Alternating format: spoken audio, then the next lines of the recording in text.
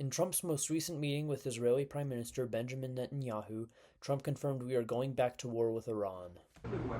If they will continue with the missiles, yes, the nuclear, fast. Is what he told a reporter when asking if we'd bomb Iran again.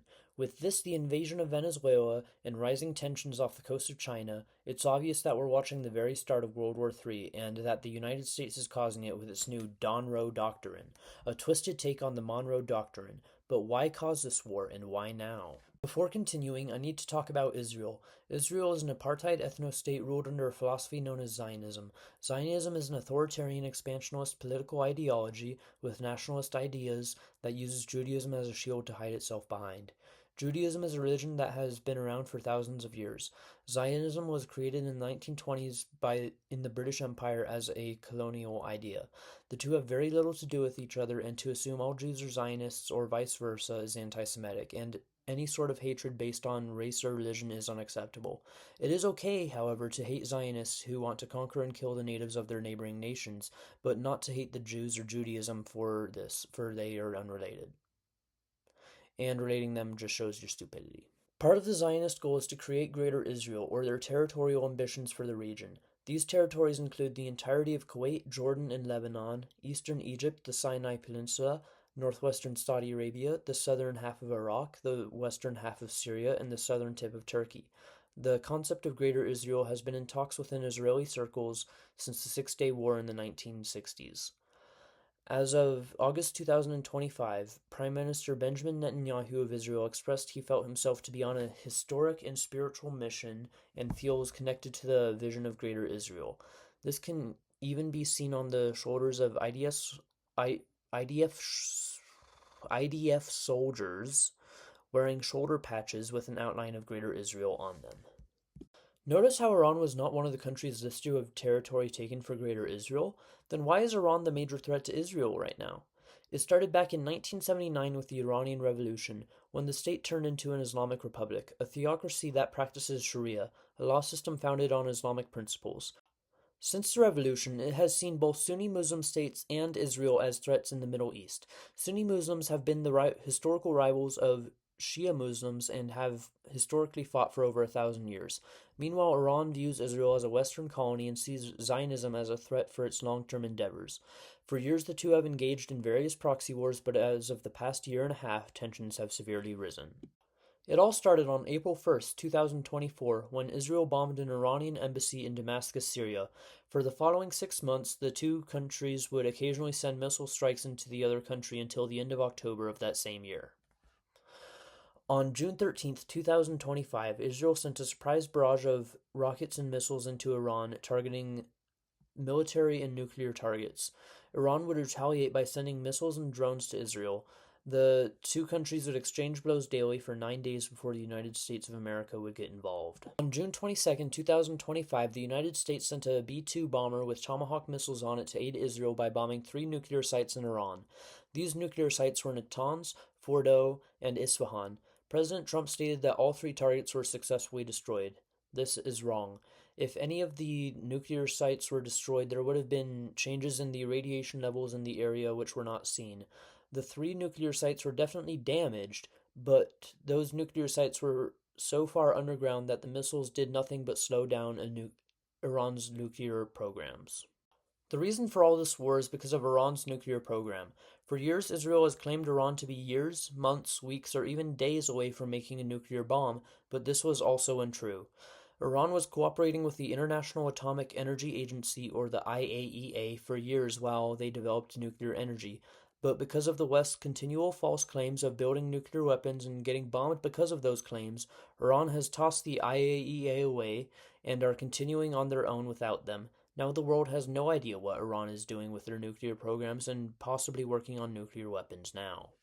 As bad as this might seem, it is also the only reasonable action Iran has. They cooperated with the West, showed them that they weren't making nuclear weapons, and got bombed for making nuclear weapons anyway. The only countries that oppose the West and don't get bombed are countries with nuclear weapons. It makes sense that Iran would want to make a nuclear weapon so they could be left alone. Regardless, there is no confirmation that Iran is working on making a nuclear weapon, because if they did announce such a thing, the United States and Israel would immediately jump to shut that down as soon as possible by bombing Iran. Since the bombing of the nuclear sites back in June, President Trump has indirectly admitted that the nuclear sites in Iran were not destroyed, and now with Israel coming back to the president with claims that Iran is once again weeks away from making a nuclear bomb, Trump is willing to bomb Iran again if necessary. If they will continue with the missiles, yes. The nuclear, fast. Is what he told a reporter when asking if we'd bomb Iran again. What Trump is talking about is if Iran has ballistic missiles, he'll bomb Iran again. Iran has ballistic missiles. Most, if not all, regional powers such as Iran have ballistic missiles. Trump confirmed we are going to war with Iran again, regardless of if they are making weapons of mass destruction or not, which was the stated reason we would get involved. What this war looks like and what happens because of it totally depends on how large this conflict gets. Iran's president stated a few days ago to be at total war with the West, specifically Israel, the United States, and Europe. But the president of Iran doesn't have control over the nation like the president of the United States does. The president of Iran is more of a mascot for the nation than a leader. The Ayatollah, or a religious leader, is the true leader of the nation, and only he can truly dictate if the nation is at war. The president's remarks were more of a reflection on how the general population feels than what the nation is actually doing for now. But if war were to break out on a larger scale than last year and the United States were to get involved again, it is very likely that Iran will put up a blockade around the Strait of Hormuz and not allow any ships from Saudi Arabia filled with oil to go to the west. This would cause gas prices to skyrocket, and they wouldn't come down until trade reopens unless the United States finds a new source for cheap oil, something that will be talked about soon. With the seeming cause of this potential war being Iranian nuclear programs, what if Iran developed a nuke and what if they used it? In such a conflict, it is very likely that the nuclear bomb would be sent towards Israel. The Iron Dome defense system would likely take out the missile before it hits, exploding in midair somewhere, spilling radiation down upon Israel. In which case, Israel would likely respond with its own nuclear response, one that Iran would be very unlikely to be able to defend against, destroying Iran and much of the Middle East along with it. In such a case, the price of gas and oil would also skyrocket. Large-scale war in the Middle East means high gas prices. The American government doesn't like high gas prices and tries to avoid it when possible. The American government also hates socialism. Guess who has a lot of gas, is socialist, and is nowhere near the Middle East? Venezuela. In the late 1990s, Hugo Chavez took the office of president of Venezuela, who heavily reformed the nation, bringing about a socialist revolution across the nation, which included nationalizing the oil industry and kicking American companies out of the country for the benefit of the people of his nation.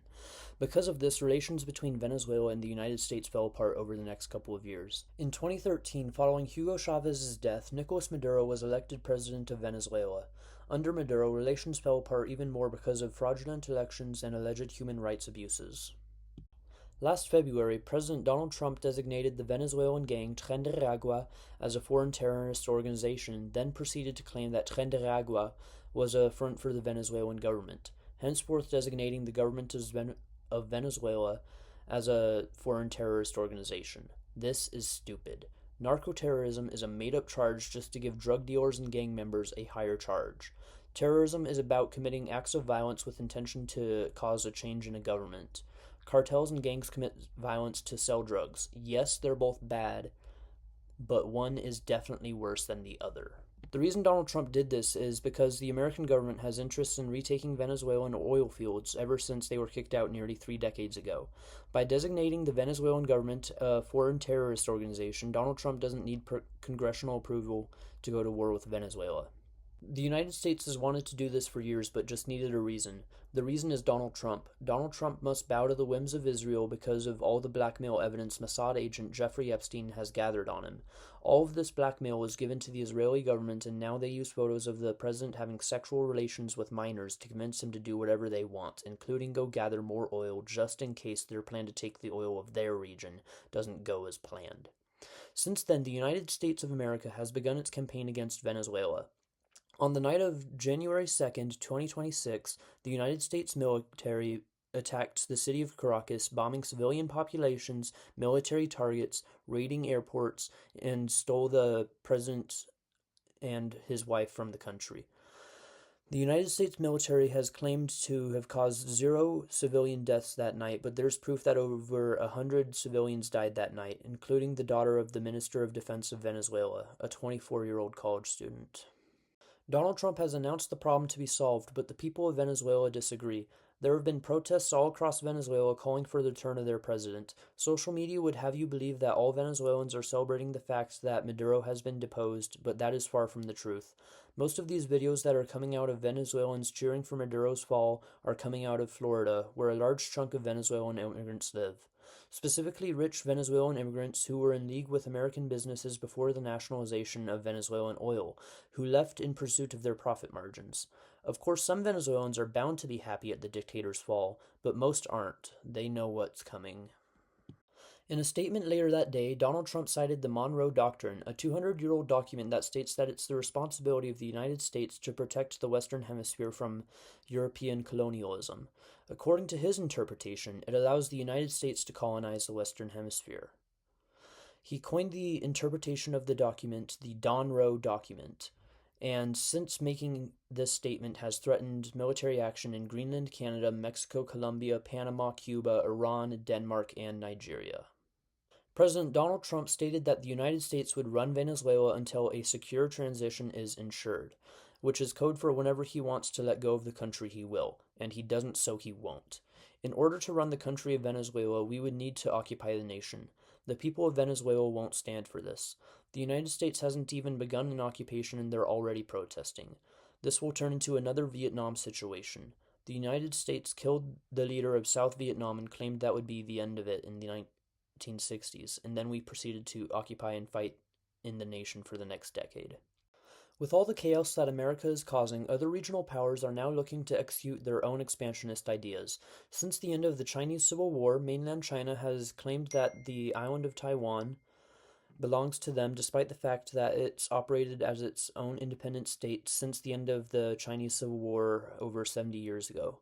With Donald Trump's new international policy of take what you want that started a few days ago, China started doing military drills around the island. This is somewhat normal for China, but what isn't is the fact that they've stayed there after conducting the drills. We saw a similar strategy for build-up with Russia, building forces on its border with Ukraine at the end of 2021 before it invaded a few months later. In conclusion, World War III is largely the fault of Donald Trump. No one else would be boldly stupid enough to destroy the old system except for Donald Trump, who's being pulled along by foreign governments, willing to destroy the flow of oil in the Middle East for Israel, willing to break international law for whatever reason he wishes, leading to the normalization of the law of the jungle. Whoever's strong enough to take it should. That's the new norm of the world.